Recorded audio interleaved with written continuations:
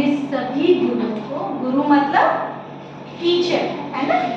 अब वो टीचर कौन हो सकता है? पहली चीज तो ये कि हम गुरु पूर्णिमा मनाते क्यों हैं? बेटा आज के दिन महर्षि वेदव्यास का जन्म हुआ।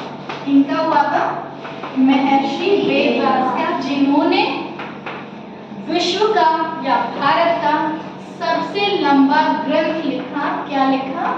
महाभारत ग्रंथ, एपिक, सबसे लंबा ग्रंथ है महाभारत, इन्होंने लिखा।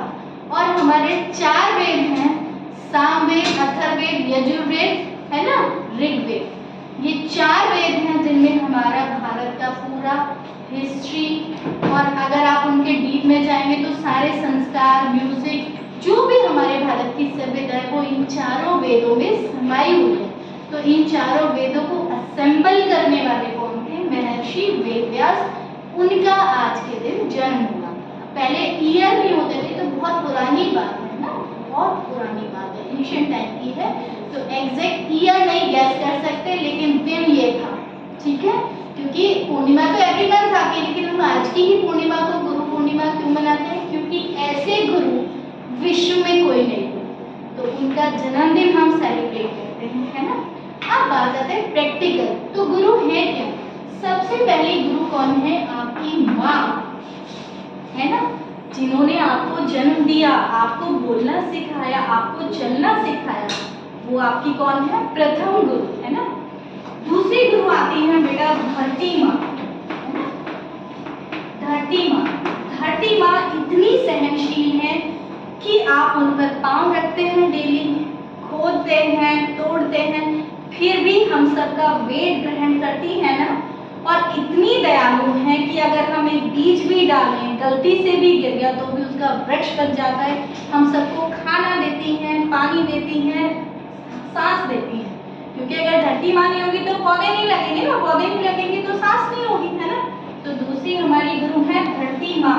इन दोनों में कौन बड़ा है कौन छोटा, ये कहना बड़ा डिफिकल्ट है।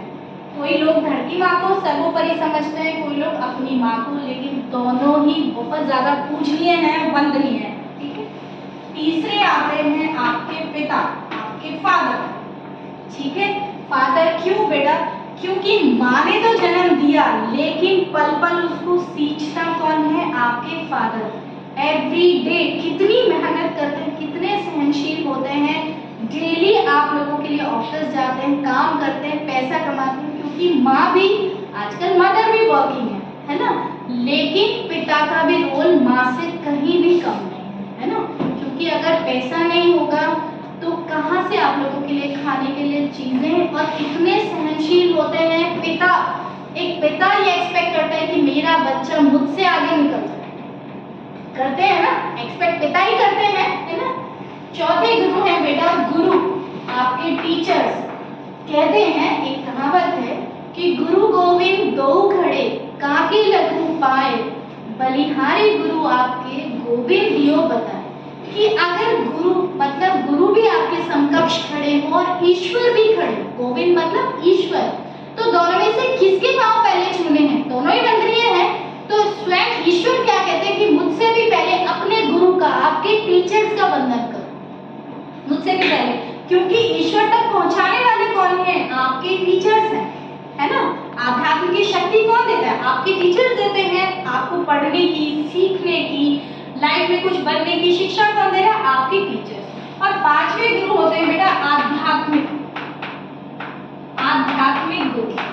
आध्यात्मिक गुरु वो नहीं है जो आजकल आप टीवी सीरियल्स में देखते हैं, प्रवचन दे रहे हैं, वो नहीं है। आध्यात्मिक गुरु अगर आप बिल्कुल डेप्थ में जाएंगे तो आपके आध्यात्मिक गुरु रामायण हो सकती है, गीता हो सकती है। रामायण को किसने लिखा? वाल्मीकि जी ने लिखा ना। तो आध्यात्मिक गुरु वो जो आपको ईश्वर तक पहुंचा दे, है ना। आपके गुरु और आध्यात्मिक गुरु, इन दोनों में भी ज्यादा डिफरेंस नहीं है, दोनों ही आपको ईश्वर तक पहुंचाने की क्षमता रखते हैं, आपको सिखाते हैं। अब आप ये बोलोगे कि हमारे टीचर तो हमें ये नहीं सिखाते कि पूजा कैसे करनी है। पूजा की जरूरत ही कहाँ है? आपका कर्म ही आपकी पूजा है ना। हम सब टीचर्स हैं, हमें किसी ने बनाया, हमें हमारे टीचर ने बनाया। आज हम जो ज्ञान दे पा रहे हैं वो ज्ञान ही सच्ची पूजा है, वो कर्म ही सच्ची पूजा है ना।